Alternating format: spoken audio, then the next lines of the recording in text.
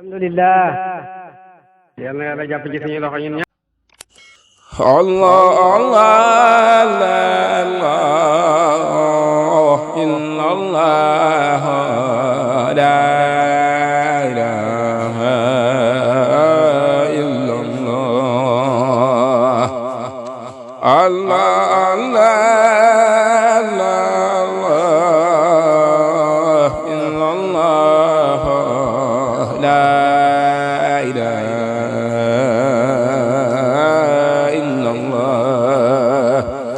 Allah